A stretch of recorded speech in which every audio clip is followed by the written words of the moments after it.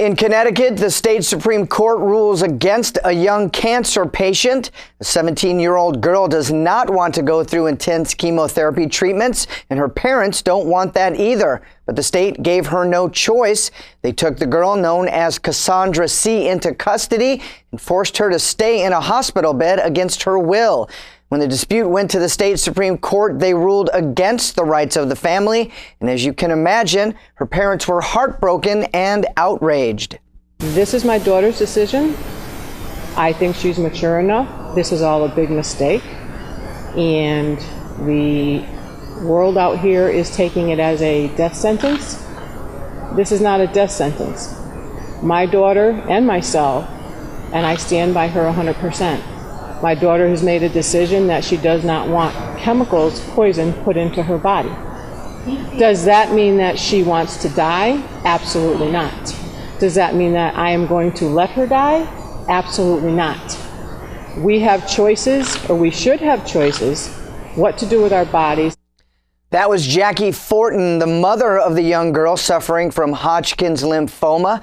The family decided they wanted to pursue a second opinion and seek alternative treatment.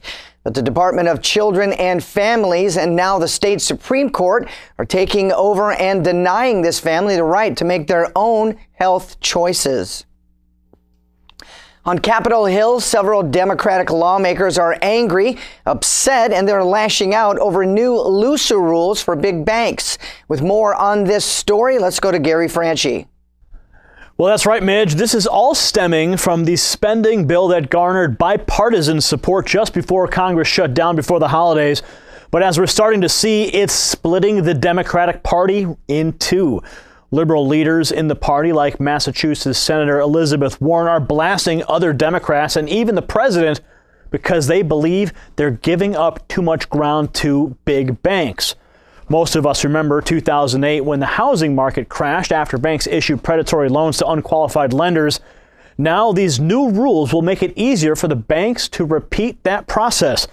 Part of the problem could be that the liberal solution isn't much better. The Democrats would prefer for the federal government to lend out the money to low-income families, or in many cases, just give it away and then put the burden on the middle class. Under President Obama's term in office, we've seen federal housing loans more than double, and student loans have broken records. This issue is likely to create a lot of friction in Washington in the coming months, and we'll continue to keep a close eye on the story as it develops. Back to you, Midge. Clashes between political parties had caused unrest in Bangladesh. Prime Minister Hasina has had a rough time with the opposition, the Bangladesh Nationalist Party. Violence between the two groups has left 7 dead and over 100 people injured. Nationalist Party leader Begum Khaleda Zia is asking for the Prime Minister to step down. Hasina has refused to give in to the BNP's demands and has tightened her grip on the country. Khaleda has been confined to her office since the weekend, and according to a junior Minister of Affairs, it is for her own security, and she is not being held prisoner. Hundreds of opposition supporters have turned violent this week during demonstrations against the current administration. Recent cyber attacks in Germany have government officials pointing the fingers at Russia. For more on the attacks, here is Gary Franchi. German government websites were hacked this week, and now a group is claiming responsibility for the attack. The pro-Russian group known as Cyber Berkut says they were the ones to attack the sites. The group says that the hack was in response to Berlin's financial and political support of Kiev. Russia has claimed no responsibility for the attack, but that hasn't stopped Ukrainian officials from speaking out. Ukraine's prime minister said this week that she believes Russia orchestrated the attack, and she's asked Russian secret services to stop sending taxpayer money on cyber attacks. German government websites have over 3,000 cyber attacks a day, and this is the first successful hacking.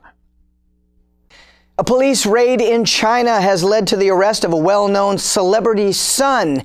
J.C. Chan is the son of Jackie Chan, and he has been arrested. Police raided his home and found over 100 grams of marijuana. J.C. Chan was arrested on drug-related charges, and this isn't the first time Chan has been in trouble. Last year, he was detained after testing positive for marijuana. Chan has made a statement apologizing for his behavior. Actually, I really regret it, and I really apologize to all those who supported me, and even to those I know, and would like to say to them, I'm really sorry. I've set the worst example, and have been the worst influence. His father, Jackie, was deemed an official narcotics control ambassador. And Jackie Chan has said that he is ashamed and saddened by his son's most recent behavior. Chinese President Xi Jinping asked police to use stronger force towards drug use just last year. And this has resulted in a strong crackdown on criminal activity throughout the country. In other news, President Obama stops in Tennessee on Friday to talk about his education agenda. Flying on Air Force One, the president announced that he wants to publicly fund community college and make it available to all Americans. Put simply, what I'd like to do is to see the first 2 years of community college free for everybody who's willing to work for it. That's right, free for everybody who's willing to work for it. To qualify, students would only have to attend community college part-time and also maintain a grade point average of 2.5, and that's just about a C+. Also, they would have to make progress toward a degree. The president did not say how much this proposal would cost and how it would be paid for, although some administration officials at the White House say that the proposal would split the costs 75-25, the federal government shouldering the heaviest burden and the rest going to the state governments. Of course, the biggest concern is that governments can't just pay for something without passing that burden back to the taxpayer. Updating you on a story that's gaining a lot of steam lately is New Jersey Governor Chris Christie violating a code of ethics. Christie has accepted several big money gifts from some of the richest men in America in recent days, and he really hasn't done much to hide it either.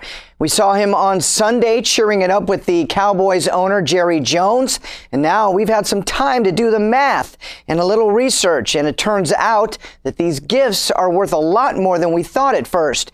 For one normal person to fly in a private jet and attend the Cowboys game against the Lions in the owner's box, it would have cost them approximately $122,000. Christie took 6 family members. Now we're approaching $750,000 on just one game. And that's not all. Jones is flying Christie out to this Sunday's game in Green Bay as well. This trip will cost less, but still somewhere around $50,000 per person. That is approaching $1 million in just a span of 8 days. In comparison, former Virginia Governor Bob McDonnell is now going away to jail for 2 years after his wife accepted just over $165,000 from a local businessman. That trial took a judge offering immunity to the businessman to get a confession. In this case, we've got the evidence on national television, but the loophole comes in. New Jersey state law allows politicians to accept gifts from personal friends.